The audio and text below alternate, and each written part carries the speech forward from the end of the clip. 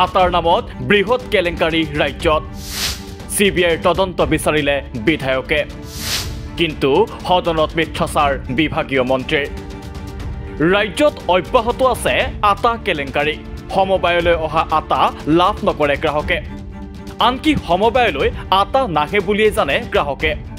কিন্তু যোগান মন্ত্ৰী ৰঞ্জিত দাসৰ মন্তব্যত স্পষ্ট যে সমবায়লৈ নিয়মীয়াকৈ আহে আটা কিন্তু কোনে খায় গ্ৰাহকলৈ অহা এই আটাসমূহ বিধানসভাত পূব গোৱালপাৰা সমষ্টিৰ কংগ্ৰেছ বিধায়ক আবুল কালাম ৰাছিদ আলমে সুধিছিল এক প্ৰশ্ন যে প্ৰতি মাহত সমবায়লৈ আবণ্টন হয় ৫,০০০ টন আটা কিন্তু এই আটা লাভ নকৰে গ্ৰাহকে এই আটা কলৈ যায় ৫,০০০ কিমান টন হুইট এলটমেণ্ট হয় মিলত মিলিং কৰাৰ পিছত গোটেই কনজুমাৰে এই আটাখিনি পাব লাগে মই যিখিনি জানো এই আটাখিনি কনজুমাৰে নাপায় আমাৰ আগৰ কোৱেশ্যন কৰ্তা কৈ গৈছে যে চাউলহে পায় আটা নাপায় নিশ্চয় সকলো বিধায়কে সমষ্টিত এই সমস্যাটো আছে এইটো এটা হাই লেভেল আপোনাৰ জৰিয়তে ইনকুৱাৰী হ'ব লাগে মইতো ভাবোঁ এইটো CBI ইনকুৱাৰী হ'ব লাগে ইমান ডাঙৰ কেলেংকাৰী আছে এই আটাৰ নিশ্চয় অধ্যক্ষ মহোদয়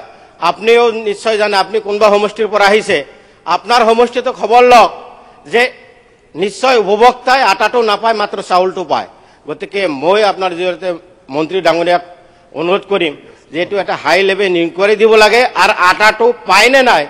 এইটো নিশ্চিত কৰিব লাগে মন্ত্ৰী ৰঞ্জিত দাসৰ উত্তৰ গোৱালপাৰাৰ ৰাইজে আটা নালাগে বুলি কোৱাত বন্ধ ৰাখিছে আটাৰ যোগান যিগৰাকী আয়ুক্ত সেই আয়ুক্তগৰাকীয়ে এতিয়ালৈ আমাক যি জনাইছিল তো চিঠি নম্বৰ GSG43/2008/336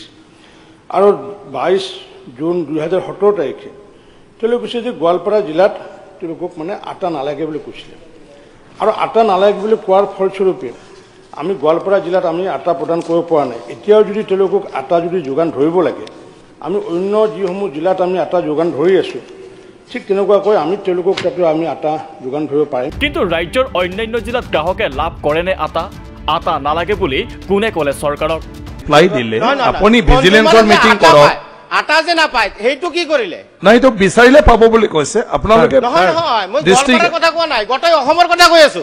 গোটেই অসমত নালাগে আটা নাপায় অনাবল মিনিষ্টাৰ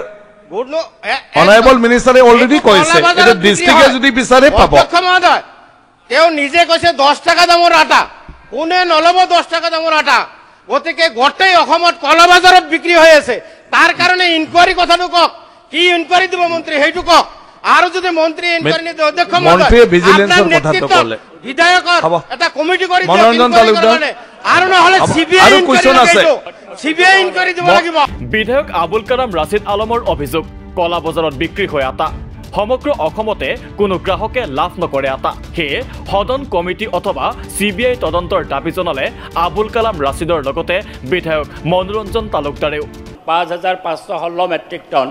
বছৰত ৬৬,১৯২ মেট্ৰিক টন ঘেঁহু আমি আবণ্টন পাওঁ কিন্তু যেটো আলমে কৈছে মই সেইটো কথা কৈছোঁ যে ইয়াতে এটা এনেকুৱা নেক্সাছ আছে যেটো নেক্সাছৰ ফলত উপভোক্তালৈকে আটাটো নাযায় সমবায়ে নুঠায় সমবায় যদি উঠায় আটা যদি কোনোবা ফেয়াৰ প্ৰাইচ শ্বপত দিয়ে তাৰ আগতে পানী মাৰি পেলাই টেঙা কৰি দিয়ে ফলত গ্ৰাহকে অলপ অনিচ্ছা প্ৰকাশ কৰে সেই সুযোগটো লৈ পেলাই আজি বহু বছৰ ধৰি পেলাই এই ৬৬,১৯২ মেট্ৰিক টন ঘেঁহু আজি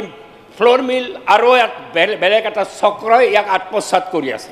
আৰু এই আত্মসাৎটো আজি 1 বছৰৰ নহয় আজি দীৰ্ঘ বছৰ ধৰি এই ঘেঁহু আত্মসাৎ কৰা হৈছে মোৰ দাবী হৈছে যে এই সংকল্পত তদন্ত কৰাৰ কাৰণে এখন সদন কমিটি পাতি দিব নেকি সদন কমিটি পাতি দিয়ক তদন্ত হওক পানী দুধ হৈ যাব কোনে লক্ষ কোটি টকা মাৰি আছে ওলাই পৰিব আৰু এইটো বিভাগত ঘেঁহুক লৈ পেলাই যিটো কেলেংকাৰী হৈছে এইটো ভয়ংকৰ কেলেংকাৰী হাজাৰ কোটি টকাৰ কেলেংকাৰী হৈ আছে বছৰৰ পিছত বছৰ ভাবিব পাৰে নেকি ৬৬,১৯২ মেট্ৰিক টন ঘেঁহু প্ৰতি বছৰে আহিছে আৰু সেই ঘেঁহু আত্মসাৎ কৰা হৈছে